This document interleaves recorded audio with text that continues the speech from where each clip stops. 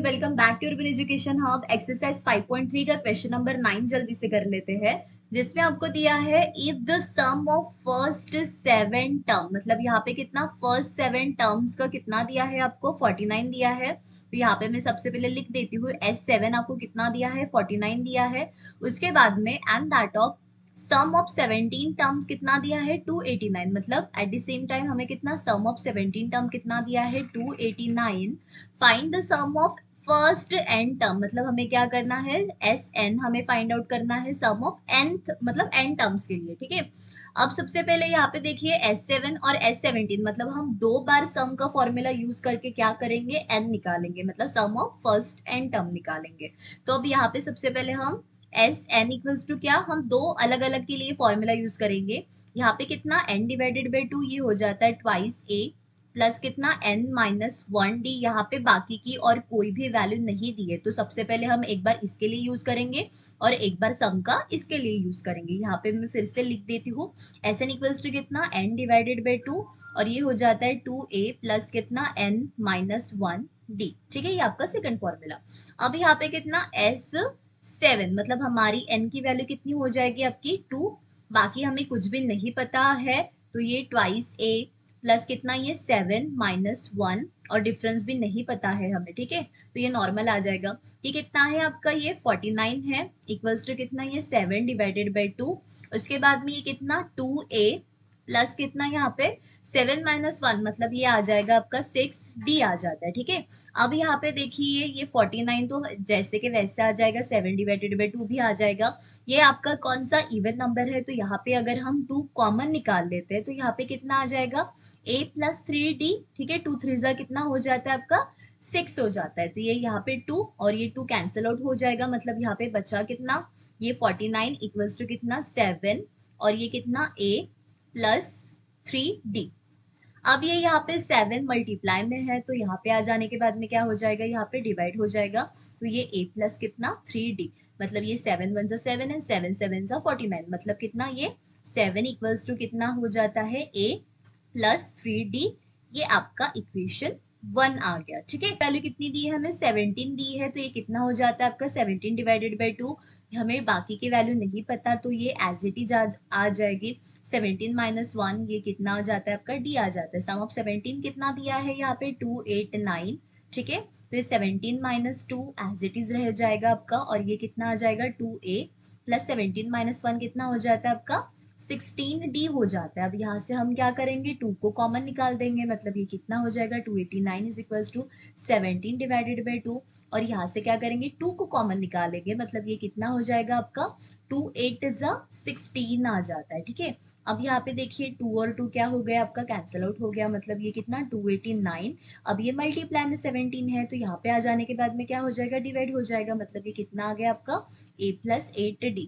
अब ये आप मतलब देख सकते हो 17 मल्टीप्लाइड पे अगर 17 करते हैं तो कितना आ जाता है 289, मतलब 17 का स्क्वायर कितना है हमारा ये 289, मतलब ये कितना आ जाता है 17 equals to a plus 8d, ये आपका आ जाता है second equation.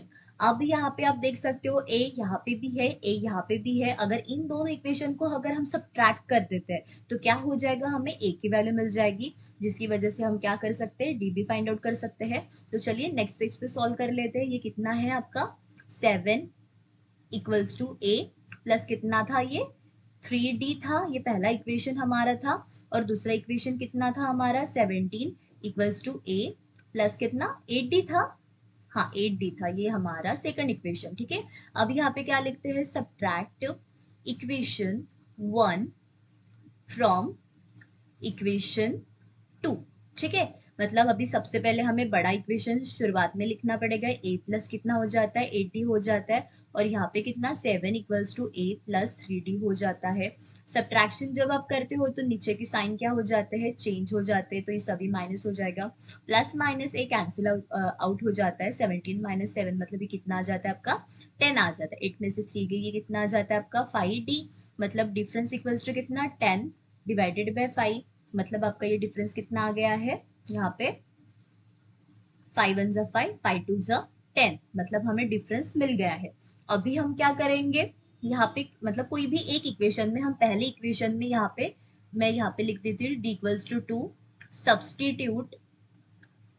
Substitute in equation 1, मतलब हमारा इक्वेशन क्या है 7 = a प्लस कितना है 3d, तो ये 7 = कितना a plus 3 multiplied by d, मतलब कितना ये हो जाता है 2, तो ये कितना आ जाएगा 7 = a प्लस 3 2 6 आ जाता है, तो ये कितना +2 माइनस मतलब a की वैल्यू हमारी कितनी आ गई है 1। ठीक है, अभी देखिए हमारे पास 1 की मतलब a की वैल्यू है, हमारे पास डिफरेंस भी है, तो हमें क्या करना है sum of first n terms निकालना है, मतलब sum of first n terms equals to formula क्या आ जाता है आपका n/2 और ये आ जाता है ट्वाइस a प्लस कितना n-1d, राइट।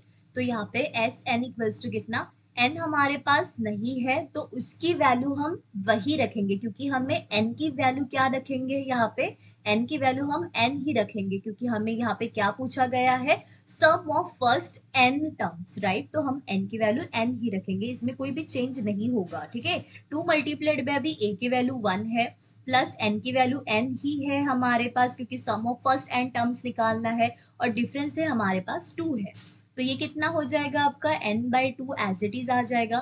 उसके बाद में 2 1 2 हो जाता है, उसके बाद में 2 मल्टीप्लाइड बाय n मतलब कितना 2n आ जाता है, और ये 2 1 कितना आ जाता है 2 आ जाता है। अब ये +2 और ये -2 कैंसिल आउट हो जाता है, मतलब एस एन इक्वल्स टू कितना n/2 और ये कितना आ जाता है मल्टीप्लाई में ये 2n आ जाता है। ठीक है, और फिर से यहाँ पे n मतलब 2 और 2 क्या हो जाता है आपका कैंसिल आउट हो जाता है, मतलब एस एन इक्वल्स टू कितना आ जाता है n मल्टीप्लाइड बाय n, मतलब ये कितना हो जाता है n का स्क्वायर हो जाता है, मतलब यहाँ पे sum of first n terms कितना आ जाता है यहाँ पे S n equals to n का स्क्वायर आ जाता है, मतलब यहाँ पे हम लिख सकते हैं sum of first n terms. ठीक है, यहाँ पे आप अपोस्ट्रोफी में डाल दीजिए तो ये कितना हो जाता है sum of first n terms is n square. ठीक है, तो इसी के साथ हमारा ये आंसर मतलब क्वेश्चन खत्म हो जाता है। मिलते हैं नेक्स्ट वीडियो में।